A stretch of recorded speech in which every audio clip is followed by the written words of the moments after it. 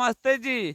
अगर आप class 10th में है और 2026 में जाने वाले हैं परीक्षा देने के लिए, तो इस ऑब्जेक्टिव को ध्यान से कर लीजिए, क्योंकि 4 से 5 अंक इस चैप्टर से पक्का गारंटी है, पूछता ही पूछता है। तो भाई साहब इस चैप्टर को ध्यान रखिएगा। एक पूछता है 2 नंबर वाला सवाल और एक ठो बनता है 5 नंबर वाला सवाल। मोटा मोटी मिलाकर यहाँ पे आपको 8 से 10 नंबर का हो जाएगा, पक्का मिल जाएगा यदि इस ऑब्जेक्टिव को कर लेते हैं। सब्जेक्टिव पर जाकर इसका घर पर लिखे हैं तो सब्जेक्टिव भी ध्यान से पढ़ लीजिएगा, क्योंकि ये चैप्टर मोस्ट इंपोर्टेंट और वीवीआई सवाल ये चैप्टर है। ठीक है, तो आइए हम बढ़ते हैं पहिल का क्वेश्चन की ओर। लेकिन अभी तक आप 50 ठो ऑब्जेक्टिव विज्ञान वाला नहीं देखे हैं, तो अभी जाकर उस विज्ञान के ऑब्जेक्टिव के देख लीजिएगा, क्योंकि उसमें मैं मोस्ट इंपोर्टेंट और वीवीआई ऑब्जेक्टिव लाया हूँ। ठीक है, अब वीडियो समाप्त हो जाने पर एक सुंदर सा कमेंट में बताइएगा आपको वीडियो कैसा लगा। तो आइए हम बढ़ते हैं पहिल का क्वेश्चन की ओर। का क्वेश्चन मोस्ट इंपोर्टेंट और वीवीआई सवाल, जीवों के उत्पत्ति के पहले पृथ्वी पर निम्नलिखित में क्या नहीं था? तो पहिलका के राइट आंसर याद रखिएगा, O2 नहीं था। क्या नहीं था बाबू? O2 नहीं था। लेकिन 2026 के लिए ये क्वेश्चन को नोट कर लीजिए, वीवीआई सवाल है ये सवाल। मनुष्य में कितने जोड़े गुणसूत्र पाए जाते हैं, या मानव शरीर के किस कोशिका में गुणसूत्र में कितने युग्म होते हैं? मानव के शरीर में कितने कोशिका के गुणसूत्र होते हैं? तो याद रखिएगा इनका 23 जोड़े होते हैं। कितने जोड़े होते हैं बबुआ? तो 23 जोड़ा। इस क्वेश्चन को याद रखिएगा। अगला सवाल देखिए, कीटों का पंख तथा कीटों का पंख, चमगादड़ का पंख किस तरह के अंग है? क्वेश्चन देख लिए। आइए मैं अब इनका ऑप्शन दिखाता हूँ। कीटों का अंग और चमगादड़ का पंख याद रखिएगा समविदितिक अंग है। कैसा अंग है बाबू? तो समविदितिक अंग है।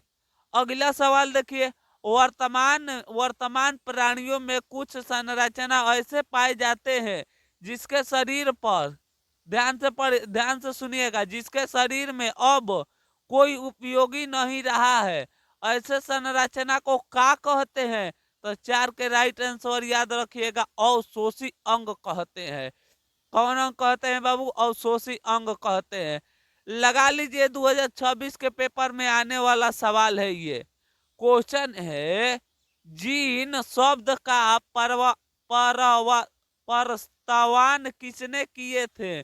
जीन शब्द का प्रस्तावन किसने किए थे? तो 5 के राइट आंसर याद रखिएगा, इनमें से कोई नहीं है।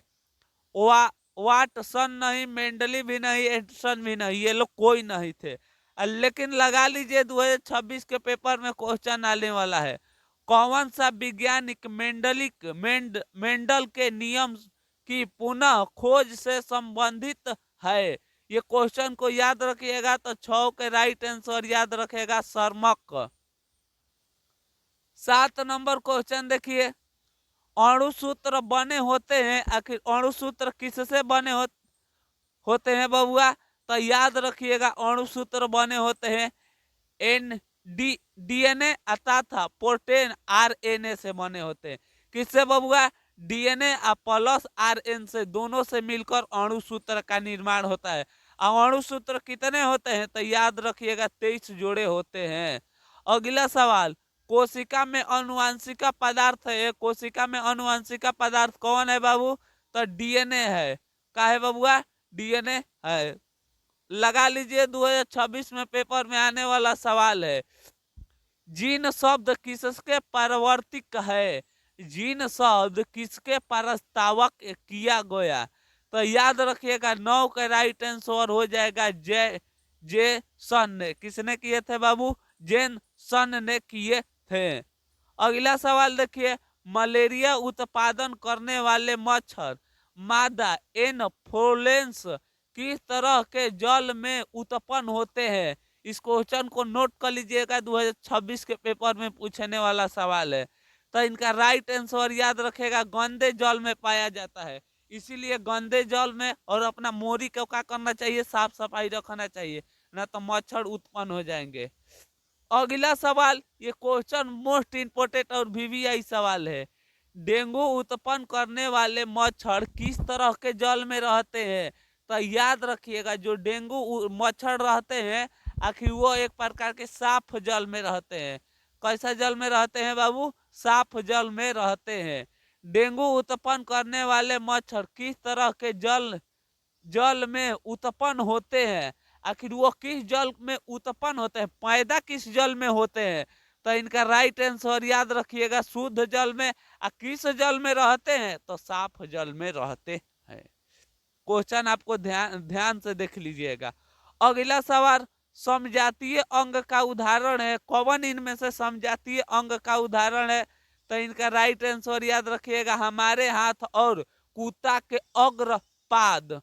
का होगा? हमारा हाथ तथा कुत्ता के अग्रपाद। अगला सवाल देखिए, विकासिक दृष्टिकोण से हमारे किससे अधिक समानता मिलती है? आखिर किससे अधिक हमारी समानता मिलती है? तो याद रखिएगा, इनका चीनी विद्यार्थी ना चिंपांजी से हमें क्या मिलती है? अधिक समानता मिलती है। इन क्वेश्चन को ध्यान से देखिएगा, क्योंकि वीवीआई सवाल है।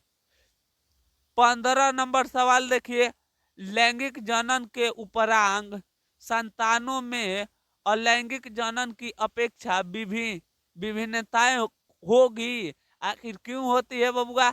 तो याद रखिएगा, अधिक के कारण। किसके कारण? अधिक के कारण। पहला बाबू सवाल 16 नंबर मोस्ट इंपोर्टेंट और वीवीआई सवाल 2000 सीधे पेपर में 2026 के छपेगा। मेंडलिक ने अपने प्रयोग के लिए किस पौधा को चुना था? इस क्वेश्चन को याद रखिएगा, याद ना इसे रट जाइएगा। तो मटर के पौधों को चुने थे। फ्रेडरिक मिसर ने न्यूक्लिड नाम किसे दिए थे? तो 17 के राइट आंसर याद रखिएगा, वो किसे दिए थे? नाभिकीय अम्ल को दिए थे। अगला सवाल देखिए, वीवीआई सवाल है, किस प्रमाण दिए कि जीन अणु का भाग है? किसने प्रमाण दिए कि जीन अणु का भाग है? तो इनका राइट आंसर याद रखिएगा, 1902 में टीवी वेरिक एवं एल्डिक, ये दोनों वैज्ञानिक ने दिए थे। अगला सवाल देखिए, प्रत्येक अणुसूत्र 2 कुंडलिता धागों का बने होते हैं, जिसे कहते हैं, इसे क्या कहते हैं बाबू? तो अर्ध अणु कहते हैं। अर्ध गुण अणुसूत्र का कहते हैं। क्या कहते हैं? अर्ध गुण अणुसूत्र कहते हैं। विकास के आधार पर निम्नलिखित में से किस शरीर अभिकल्पनिक उत्तम है? कौन शरीर अभिकल्पनिक और उत्तम है? तो चिंपांजी का। और थोड़ा सा ऑब्जेक्टिव है, खाली अंतिम तक वीडियो देख लीजिए, इसे याद कर लीजिए, तब परीक्षा के लिए आप तैयारी हो जाइएगा। प्रसिद्ध पुस्तक द माइकल ग्राफी किनके द्वारा लिखी गई थी? तो इनका राइट आंसर याद रखिएगा, रोबोट हुक द्वारा। अगला सवाल 2026 के पेपर में ये क्वेश्चन रहेगा, निम्न में से कौन से बौने पौधा को दर्शाता है? तो छोटा टीटी का को दर्शाता है, बौना पौधा को दर्शाता है। अगला सवाल देखिए, कौन सा अभिलक्षण वासगत नहीं है? कौन सा अभिलक्षण वासगत नहीं है? तो चरम चमड़ी की रंग का हो जाएगा बाबू, चमड़े की रंग। दिशकर क्रेस के फलस्वरूप उत्पन्न पौधा की फिनोटोपिक अनुपात है। फिनोटोपिक अनुपात कौन है बबुआ?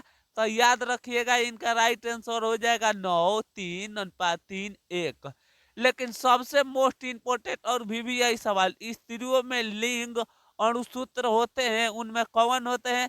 तो याद रखिएगा, एक्स एक्स होते हैं, और पुरुष में एक्स और वाई दोनों होते हैं। 17 नंबर सवाल देखिए, पुष्पों में लिंग गुणसूत्र होते हैं। पुष्पों में लिंग गुणसूत्र होते हैं। तो याद रखिएगा, इनका राइट आंसर हो जाएगा बी। अभी बताएं, एक्स वाई होता है पुरुष में और एक्स एक्स होता है महिला में। प्राकृतिक वर्णन द्वारा जैविक विकास के सिद्धांत पर परिकल्पना किनके द्वारा दी गई थी? तो 27 के राइट आंसर याद रखिएगा, ड्यूरिन द्वारा दी गई थी। अगला सवाल और 3 ठो ऑब्जेक्टिव है, ध्यान से करिएगा। मनुष्य का वैज्ञानिक नाम है, मनुष्य का वैज्ञानिक नाम क्या है बबुआ? तो याद रखिएगा, होमो सिपियंस। मनुष्य का वैज्ञानिक नाम क्या है? होमो सिपियंस। मानव का उद्भवन कहाँ हुआ था? मानव का उद्भवन कहाँ हुआ था? तो याद रखिएगा, अफ्रीका में हुआ था। चमगादड़ एवं पंछी के पंख किस प्रकार के उदाहरण है? तो राइट आंसर इनका याद रखिएगा, समविदिति है। कौन है बाबू? समरूप है। यहाँ पर आकर हम लोग का 30 ठो ऑब्जेक्टिव का हुआ, समाप्त हो गया। अब आपका बारी है, कमेंट में बताइएगा आपका 30 में कितना मार्क्स आया। और अभी तक चैनल सब्सक्राइब नहीं किए हैं तो सब्सक्राइब कर लीजिए इसी तरह वीडियो देखने के लिए। चलिए तब तक ले मिलेंगे एक और नई वीडियो के साथ, तब तक ले हंसते रहिए, मुस्कुराते रहिए। जय हिंद दोस्तों।